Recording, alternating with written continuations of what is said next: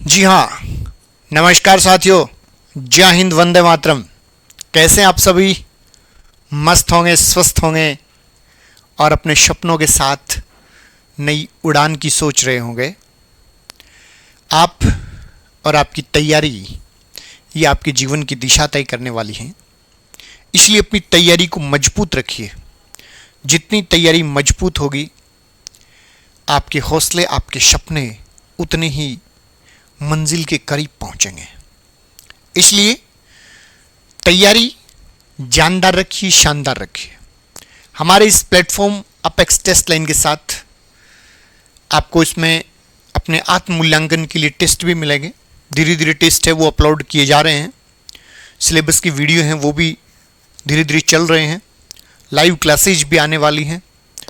तो अपनी तैयारी के इस यात्रा को शुरू कर दीजिए।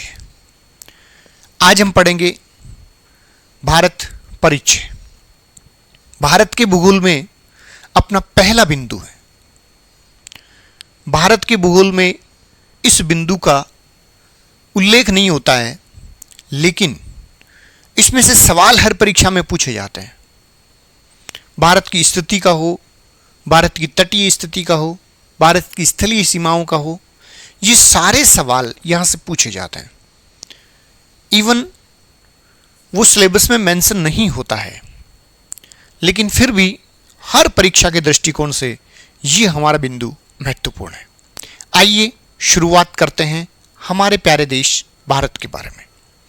भारत बहुत प्राचीन काल से एक सनातन संस्कृति के रूप में जीवित रहा है। पौराणिक मान्यताओं के अनुसार भारत की जो स्थिति है वो जम्बू द्वीप पे है। भौगोलिक चिंतन जहां हम पढ़ते हैं, वहां भारत की प्राचीन भूगोल की विशेषताओं को जानते हैं, तो वहां पूरे विश्व को 7 द्वीपों में बांटा गया है। उसमें हमारा एशिया का और भारत का जो क्षेत्र है, यानी श्रीलंका, भारत और सीधा ऐसे रूस को विभाजित करता है ये, जिसमें वृहत भारत शामिल है, यानी जिसमें पाकिस्तान भी, बांग्लादेश भी, नेपाल भी, भूटान भी और तिब्बत और चीन होते हुए रूस, ये जो क्षेत्र शामिल है ये कहलाता है जम्बू द्वीप। तो जम्बू द्वीप जो है वहां भारत स्थित है पौराणिक मान्यताओं के अनुसार। भारत का नाम लंबे समय से भारत रहा, लेकिन जब ज्ञान विज्ञान में प्रसार और विस्तार हो रहा था, तो उस समय यूनानी लोगों का आधिपत्य था। ज्ञान और विज्ञान का प्रसार जो किया वो यूनानी लोगों ने किया है। और जो प्राचीन काल में, जब यूनानी युग में यूनानी आक्रांता, यूनानी आक्रमणकारी सिंधु नदी को पार करके आए, तो सिंधु जो नदी है वो सै को ई बोलते हैं, यूनानी शब्द जो होते हैं। तो उन्होंने सिंधु नदी को इंडस कहा। क्या कहा? इंडस। यानी हमारा जो इंडिया शब्द है, हम बात करें इंडिया शब्द, ये कहां से आया है? तो ये एक तरह से यूनानी भाषा का शब्द है। किसका शब्द है? यूनानी भाषा। इंडिया शब्द यूनानी भाषा, और यूनानी भाषा को ही हम क्या कहते हैं? ग्रीक भाषा कहते हैं। ग्रीक और यूनानी एक ही चीज है। यानी इंडिया शब्द जो है वो ग्रीक या यूनानी भाषा का शब्द है। यूनानी लोग जब भारत में आए थे, तो भारत में जब वो आए तो सिंधु नदी को पार करके आए। पश्चिम से आए थे यूनानी, तो सिंधु नदी को पार करके आए। तो यूनानी भाषा में सिंधु नदी को कहते हैं इंडस। यानी यूनानी भाषा में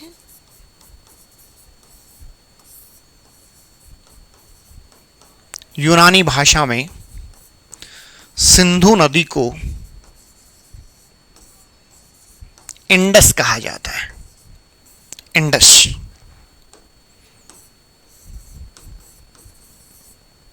इंडस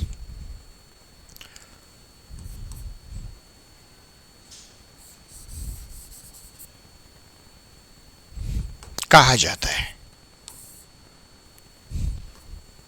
इंडस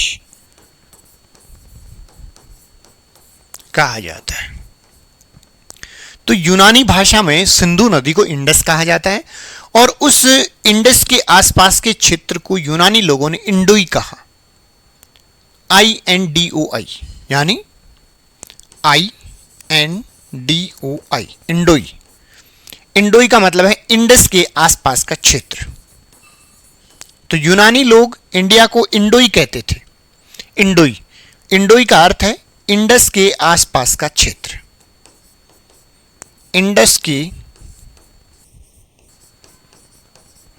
आसपास का क्षेत्र। और धीरे धीरे यही अपभ्रंश होकर के इंडिया बन गया। यानी जो इंडोई शब्द है ये अपभ्रंश होकर के धीरे धीरे क्या बन गया? इंडिया बना। तो इंडोई शब्द से इंडिया का निर्माण हुआ है।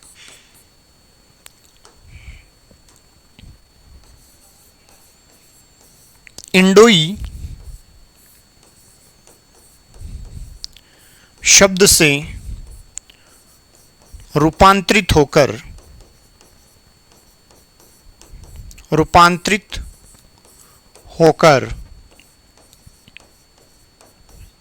इंडिया बना है।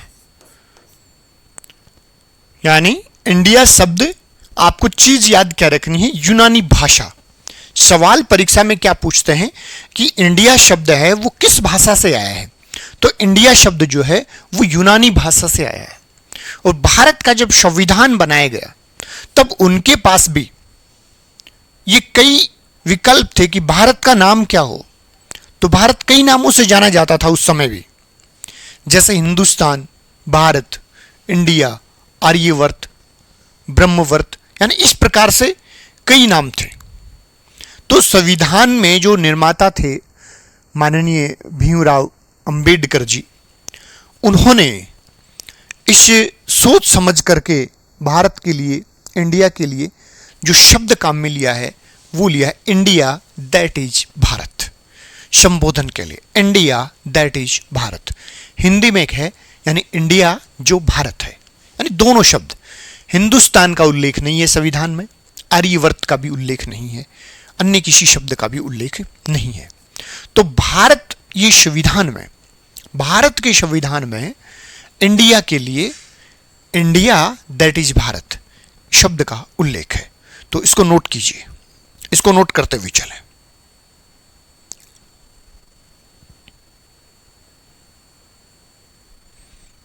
बैकग्राउंड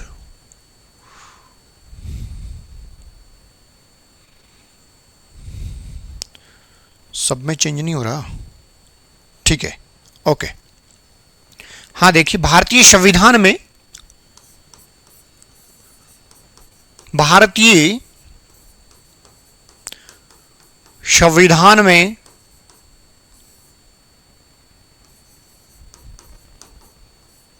भारत के लिए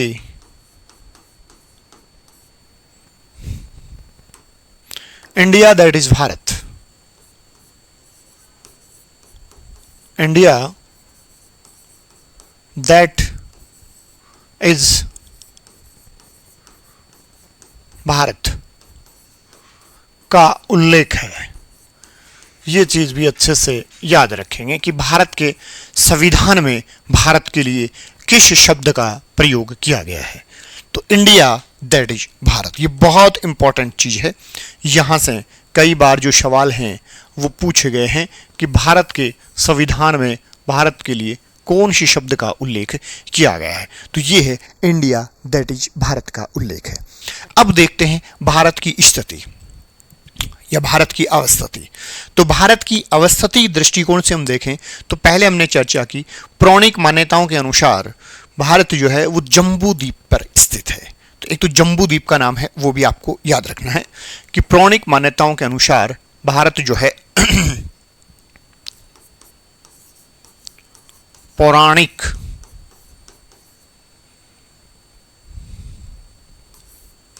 मान्यता अनुसार, मान्यता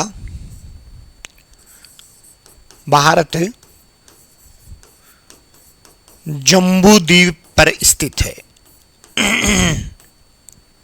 जम्बू द्वीप पर स्थित है। तो भारत का जो उल्लेख है वो कौन से द्वीप पर है? जम्बू द्वीप पर उल्लेख है। अब देखिए बात करते हैं ग्लोब पर आधुनिक दृष्टिकोण से। आधुनिक दृष्टिकोण से किसी भी देश की स्थिति जो है उसको पर्टिकुलर एग्जैक्ट कोऑर्डिनेट्स में मापा जाता है, यानी अक्षांश और देशांतर में उसका मापन किया जाता है कि वो कहाँ पर स्थित है। तो देखिए क्या होते हैं अक्षांश और क्या होते हैं देशांतर। सबसे पहले हमें इन चीज़ों को भी समझना होगा, तभी हम भारत की स्थिति से जुड़े हुए तथ्यों को समझ पाएंगे। तो अक्षांश और देशांतरों की हम बात करें बिल्कुल समराइज में, बिल्कुल छोटे परिप्रेक्ष्य में हम इनको समझेंगे कि किस प्रकार से अक्षांश और देशांतर जो हैं वो होते हैं। देखिए ये होता है ग्लोब। चलो यहां देखते हैं, ये ग्लोब है। ग्लोब के ऊपर इस प्रकार से जो खड़ी रेखाएं होती हैं वो तो होती है देशांतर। खड़ी जो रेखाएं होती हैं वो देशांतर होंगी, और जो पूर्व से पश्चिम की ओर बनी होंगी वो अक्षांश होंगे। यानी ये बीचों बीच जो है 0 डिग्री,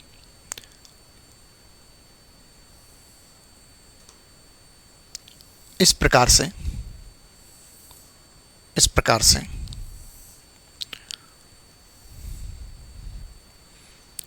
यानी ग्लोब पर अवस्थितिक दृष्टिकोण से देखें तो ग्लोब के ऊपर जो पूर्व से पश्चिम की ओर रेखाएं बनी हैं वो क्या होती हैं? अक्षांश रेखाएं होती हैं बेटा। क्या होती हैं? अक्षांश रेखा। अक्षांश कुल कितने माने गए हैं? 180 माने गए हैं। तो इस प्रकार ये पूर्व से पश्चिम बने होते हैं। इसकी स्थिति क्या होती है? पूर्व से पश्चिम, पूर्व से पश्चिम होते हैं। पूर्व से पश्चिम या पश्चिम से पूर्व एक ही बात है। वर्ताकार होते हैं, ये वर्त पर ऐसे गोल गोल बने होते हैं। एक गेंद को आप लोग चारों ओर बने होते हैं। तो ये अक्षांश जो होते हैं ये क्या होते हैं? वर्ताकार। यानी बिल्कुल समराइज दृष्टिकोण से अक्षांश का टॉपिक होगा तो बड़ी डिटेल से हम जाएंगे। इनके बीच में दूरी क्या होती है, क्या कंसेप्ट है, कैसे बनाते हैं, भूकेंद्रीय अक्षांश क्या होती है, यानी वो डिटेल से हम उन चीज़ों को देखेंगे। लेकिन यहाँ थोड़ी स्थिति की बात चली है, तब हम बात कर रहे हैं कि यहाँ की जो स्थिति है ये 0 डिग्री है, ये 0 डिग्री है। तो ये होते हैं अक्षांश, इस प्रकार से बने होते हैं। और यहाँ पर ये होता है ध्रुव जिसको हम 90 डिग्री कहते हैं, और ये होता है 90 डिग्री। इस दृष्टिकोण से हम बात करें 0 डिग्री है, ये 2 भागों में विभाजित कर दिए। भूमध्य रेखा इसलिए कहते हैं भूमध्य, जिसको हम विषुवत रेखा कहते हैं। क्या कहते हैं? विषुवत रेखा। इंपॉर्टेंट है, विषुवत रेखा। विषुवत रेखा ग्लोब को 2 भागों में बांट देती है। ग्लोब को 2 भागों में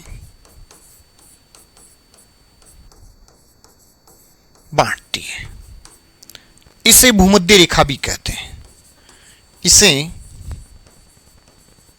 भूमध्य रेखा कहते हैं क्योंकि 2 भागों में डिवाइड कर देती है। अब देखिए इसके जो उत्तरी भाग हैं, उसको कहते हैं उत्तरी गोलार्ध। तो ये जो गोलार्ध होगा ये होगा उत्तरी गोलार्ध। विजिबल है क्या? कमेंट करके बताएं आपके फीडबैक से कि आपको विजिबिलिटी कैसी लग रही है। तो उत्तरी गोलार्ध 0 डिग्री से उत्तर में होगा उत्तरी गोलार्ध। दक्षिण में जो होगा ये होगा दक्षिणी गोलार्ध। आप रिमाइंड कर लें अपने आप को, जो बच्चे पढ़ चुके हैं, जो रिवीजन है वो कर लें। हाँ देखिए, तो उत्तरी भाग में जो है इसको उत्तरी गोलार्ध कहते हैं। दक्षिणी भाग को क्या कहते हैं? दक्षिणी गोलार्ध कहा जाता है। कोई दिक्कत नहीं है। ये जो रेखा है इसको कहते हैं विषुवत रेखा। भूमध्य रेखा यानी विषुवत रेखा ये है 0 डिग्री भूमध्य रेखा। 23.5 डिग्री अक्षांश जो होती है ये होती है कर्क रेखा। इसको भी याद रखेंगे क्योंकि भारत के बीचों बीच से गुजरने वाली जो रेखा है उत्तर दिशा में कर्क रेखा 23.5 डिग्री उत्तरी अक्षांश, ये क्या है? कर्क रेखा है। तो भूमध्य रेखा। और जब दक्षिण की बात करें, जब यहां होगी यानी 23.5 डिग्री दक्षिणी अक्षांश, मैं ऐश लिख रहा हूं साउथ, और ये क्या होगी, मकर रेखा होगी।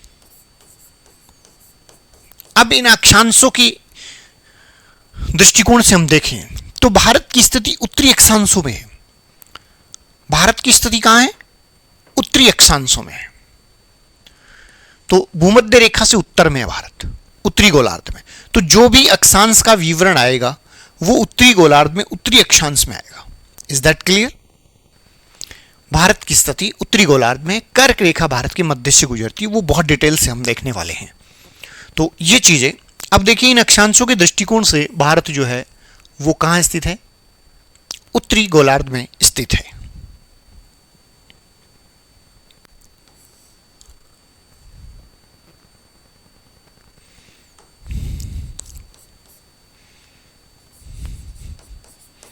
भारत उत्तरी गोलार्ध, भारत उत्तरी गोलार्ध, दूसरे बिंदु ऐसे लिखें कि उत्तरी अक्षांशों में स्थित है, उत्तरी अक्षांशों में स्थित है। और कर्क रेखा जो हम जानते हैं भारत के मध्य से गुजरती है। तो ये अक्षांशों के बारे में थोड़ी सी डिटेल है, थोड़ा सा परिचय है। डिटेल से हम अक्षांश का हमारा अलग से चैप्टर है, वहां हम उसको देखेंगे। यहां केवल इस परिचय के बारे में है कि वर्ताकार होती है और भूमध्य रेखा ये सबसे बड़ा वर्त होगी, क्योंकि हम जानते हैं कि उत्तर में आप बढ़ोगे तो यहां ये लंबाई इनकी क्या होती जाती है, छोटी होती जाती है। और जो 90 डिग्री है वो एक डॉट के रूप में बन जाता है, वो एक बिंदु के रूप में बन जाता है, वो सबसे छोटा अक्षांश माना जाता है। Is that clear? हाँ, देखिए अब देखते हैं कि देशांतर क्या होते हैं। देशांतर वैसा ही ग्लोब बनाते हैं।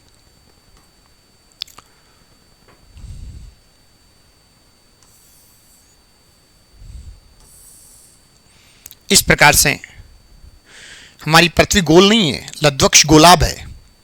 पृथ्वी का जो आकार है बेटा वो लद्वक्ष गोलाभ है। थोड़ी चर्चा मैं पुनः कर देता हूं। यानी पृथ्वी जो बना है एक प्रकार से लद्वक्ष बना है, यानी इस प्रकार से ये तो फिर वर्त जैसा ही बन जाता है, लेकिन ये किनारों पर पिचकी हुई है। ऐसी जो स्थिति बनती है वो बनती है पृथ्वी की, जिसको क्या कहते हैं, लद्वक्ष गोलाभ कहते हैं, लद्वक्ष गोलाभ। तो पृथ्वी की जो स्थिति है वो एक प्रकार से कैसी है, लद्वक्ष गोलाभ है। यानी पृथ्वी का जो आकार होता है, पृथ्वी का आकार, हालांकि हमारा अलग से टॉपिक है, पृथ्वी का आकार लद्वक्ष गोलाभ होता है, ऑब्लेट स्फेरॉइड जिसको कहते हैं। लद्वक्ष गोलाभ पृथ्वी का आकार होता है। यहां से ये पिचकी होती है। अब देखिए यहां उत्तर से दक्षिण की ओर जो रेखाएं, इन ध्रुवों को मिलाने वाली रेखाएं होती है, सीधी रेखा जो आती है वो आती है ग्रीनविच रेखा 0 डिग्री, और इसके सारे इस प्रकार से ये रेखाएं बनाती है, ध्रुवों से विसर्जित होती हैं, दूसरे ध्रुवों पर मिल जाती हैं। ऐसे जो रेखाएं होती हैं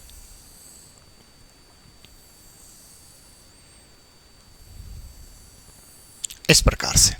तो ये जो बीचों बीच रेखा है 0 डिग्री बीचों बीच,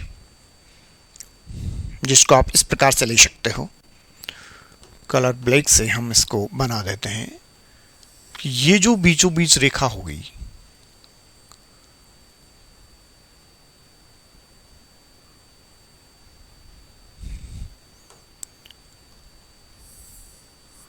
यानी ये जो बीचों बीच रेखा होगी ये 0 डिग्री होगी। इस प्रकार ये देशांतर रेखा बनी होती है, उत्तर से दक्षिण दिशा में खींची होती है। यानी बात करते हैं देशांतर की। देशांतर, तो देशांतर क्या होती है, उत्तर से दक्षिण दिशा में खींची होती है, उत्तर से दक्षिण या दक्षिण से उत्तर, दोनों ध्रुवों को मिलाती हैं। कुल जो देशांतर है वो 360 है। कुल देशांतर कितने हैं, 360 है। देशांतर का उपयोग क्या होता है, समय की गणना में। इनका उपयोग किस में होगा? देशांतरों का उपयोग समय की गणना में इसका उपयोग है वो किया जाए। तो इस प्रकार से देशांतर रेखाएं होती हैं। 0 डिग्री जो होती है उसको ग्रीनविच रेखा कहते हैं। ये लंबवत रूप से ग्लोब को एक प्रकार से दो भागों में बांटती है, दोनों मिलकर के 0 डिग्री और 180, क्योंकि अर्धवर्त होती है, वो वर्ताकार होती हैं अक्षांश, और ये क्या होती है? अर्धवर्त होती है, अर्धवृत्त होती है। ये यहां से एक तरफ और फिर इसके दूसरी ओर का पार्ट, दो अर्धवर्त मिलकर के पूर्णवर्त बना देती है। तो इसके इधर जो देशांतर होंगे वो होंगे पूर्वी देशांतर, यानी ये जो देशांतर है ये पूर्व दिशा है, और ये जो देशांतर है ये पश्चिम दिशा में है, पूर्व और पश्चिम। यानी देशांतर जो है ये उत्तर से दक्षिण की ओर बनी होती हैं, ग्लोब को पूर्व और पश्चिमी दो भागों में बांट देती हैं। ये पूर्वी गोलार्ध है और ये पश्चिमी गोलार्ध है। इस गणना के दृष्टिकोण से भारत का विस्तार पूर्वी अक्षांशों में, पूर्वी देशांतरों में है, यानी पूर्वी गोलार्ध में है। भारत का जो स्थिति है देशांतरीय दृष्टिकोण से वो पूर्वी गोलार्ध में है। भारत की स्थिति पूर्वी गोलार्ध, या जो भी देशांतर होंगे वो कौन से देशांतर होंगे? पूर्वी देशांतर। यानी भारत की स्थिति पूर्वी गोलार्ध पूर्वी देशांतरों में है, पूर्वी देशांतरों में। अब क्या स्पष्ट हुआ? देखिए ग्लोब के ऊपर, इनको नोट करें, पहले इनको नोट कर लें।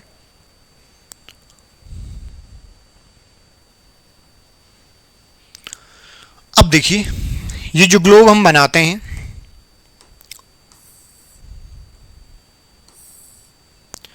इसमें दो चीजें आपने स्पष्ट रूप से देखी कि बीचों बीच जो रेखा गुजरती है ये 0 डिग्री, ये उत्तर और दक्षिण गोलार्ध में बांट देती है। इधर बीचों बीच ये जो रेखा गुजरती है ये भी दो भागों में डिवाइड कर देती है। अब ये जो चार ब्लॉक बन गए, हम जानते हैं कि ये जो दिशा है ये क्या है? पूर्व है, ईस्ट, ई का मुंह इधर खुला रहता है, इसका मतलब ईस्ट इधर है, कंफ्यूज नहीं होना इसमें। और ये जो है ये पश्चिम है, क्योंकि ये पूर्व के विपरीत है, ये डब्ल्यू वेस्ट।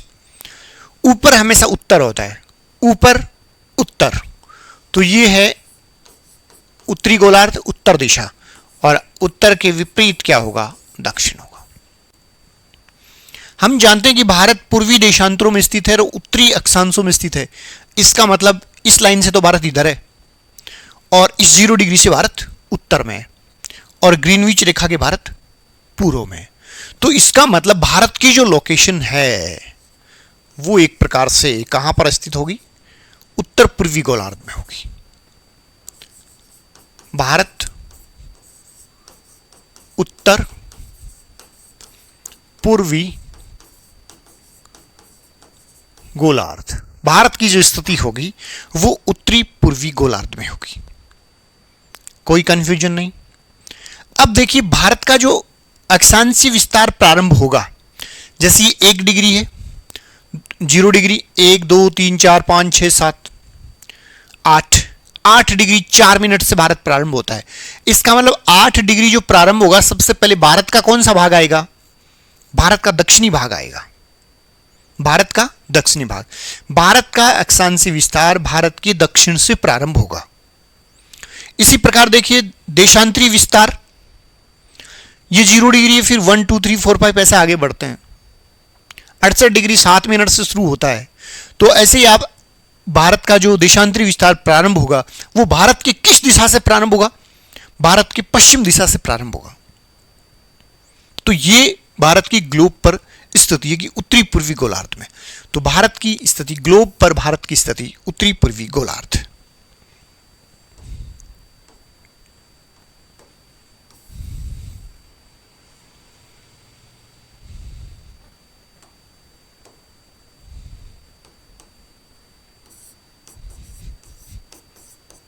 ग्लोब पर भारत उत्तरी पूर्वी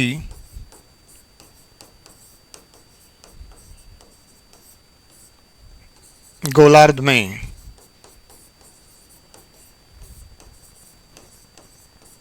स्थित है। नोट करें, ग्लोब पर भारत उत्तरी पूर्वी गोलार्ध में स्थित है। नोट कर लेंगे। उसके बाद चलते हैं भारत की अक्षांशीय स्थिति के बारे में।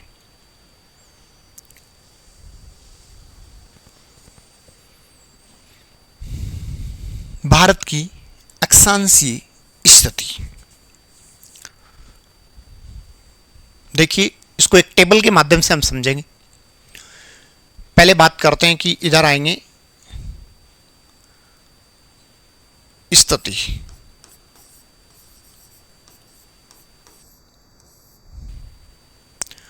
इधर देखते हैं कि प्रारंभ कहां से होता है और फिर इधर देखते हैं कि समाप्त कहां से होता है।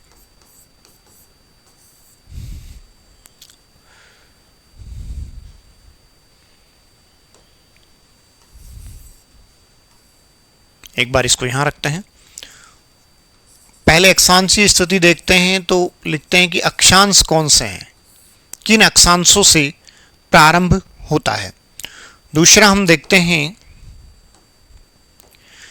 कि जहां पर वो अक्षांश प्रारंभ होता है वहां पर दिशा कौन सी है।